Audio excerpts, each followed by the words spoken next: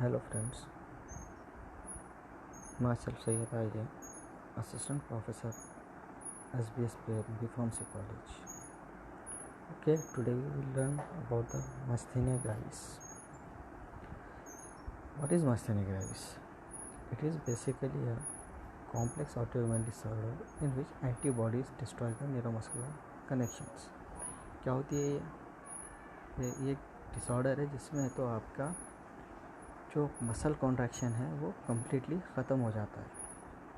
Means muscle का proper contraction नहीं होता है, वो एक अपने रिलैक्स पोजीशन में होते हैं. अब इसका रीज़न क्या होता है? इसका रीज़न ये होता है कि आपका जो एसिटिल कोलिन होता है उसका सिंथेसिस या फिर उसका जो बाइंडिंग होती है निकोटिनिक रिसेप्टर्स पर तो वो ख़त्म हो जाती है, जिसके वजह से तो मायस्थेनिया ग्रेविस का प्रॉब्लम होता है. Now, if we see that maximally it affect the voluntary muscles of the body, especially eyes, mouth, throat and limbs.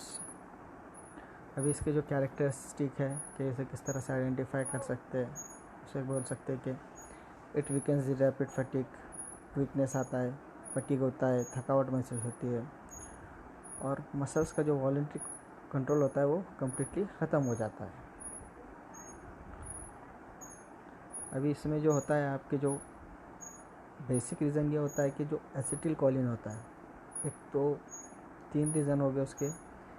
एक तो ये होगा कि एसिटिल कोलिन का सिंथेसिस कम होगा, या फिर जो आपके कोलिन स्ट्रेस है वो है तो आपके एसिटिल कोलिन का डिस्ट्रक्शन कॉज करेगी, जिसके वजह से जो आपका एसिटिल कोलिन निकोटिनिक रिसेप्टर्स पर बाइंड होकर प्रॉपर मसल्स को जो सिग्नल देना होता है वो नहीं हो पाता है.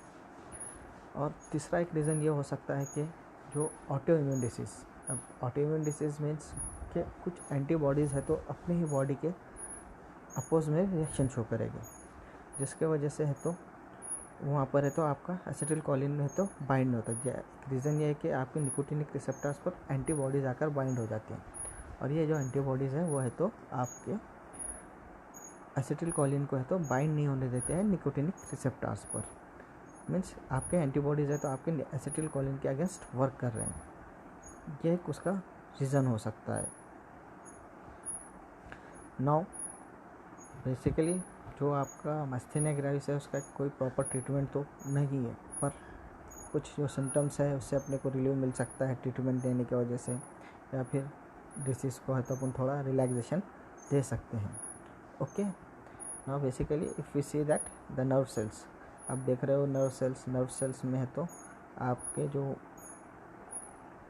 एसिटिल कोलिन होता है वो है तो आकर आपके निकोटिनिक रिसेप्टर पर या न्यूरोमस्कुलर जंक्शन पर वो आता नहीं है प्रॉपर, या फिर बहुत कम क्वांटिटी में आता है, या वो आपके निकोटिनिक रिसेप्टर पर बाइंड नहीं होता है, जिसकी वजह से तो मायस्थेनिया ग्रेविस कॉज होता है. नाउ रिगार्डिंग द मेडिकेशंस और treatment for the myasthenia gravis.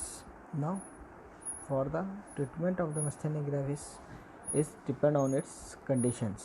कि अपने अभी देखा है कि जो myasthenia gravis के कॉजेस है वो बेसिकली 3 है. एक तो आपका एसिटिल कोलिन का डिक्रीज़ होना, फॉर्मेशन डिक्रीज़ होना, या फिर है तो उसका है तो कोई कोलिन स्ट्रेस के थ्रू है तो उसको है तो एसिटिल कोलिन का डिग्रेडेशन होना, या फिर है तो कोई एंटीबॉडी का है तो आपके निकोटिनिक रिसेप्टर्स पर आकर बाइंड हो जाना.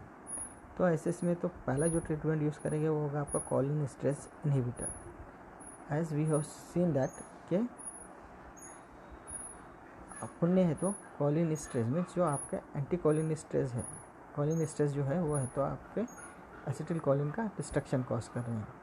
तो कोलिन स्ट्रेस इनहिबिटर क्या करेंगे, ये जो कोलिन स्ट्रेस है उनको इनहिबिट करेंगे, मीन्स वो है तो एसिटिल कोलिन का डिस्ट्रक्शन कम करेंगे, जिसकी वजह से क्या होगा आपका बॉडी में एसिटिल कोलिन का कॉन्सेंट्रेशन है तो इंक्रीज़ होगा. और ये जो कॉन्सेंट्रेशन इंक्रीज़ होगा इसके वजह से है तो आपका है तो एसिटिल कोलिन वहाँ पर ज़्यादा आएगा, फिर वो आकर आपके निकोटिनिक रिसेप्टर्स पर आसानी से बाइंड हो जाएगा. सेकंड ट्रीटमेंट जो है वो है आपका कॉर्टिकोस्टेरॉइड्स. नाउ कॉर्टिकोस्टेरॉइड्स जो स्टेरॉइड टाइप के ड्रग्स होते हैं वो है तो आपके इम्यून रिस्पॉन्स के वास्ते यूज़ करते हैं.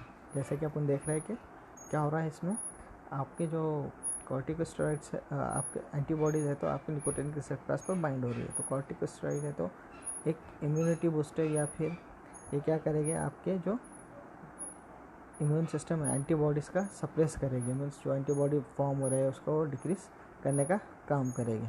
ओके, और थर्ड इज इम्यूनोसप्रेसेंट्स।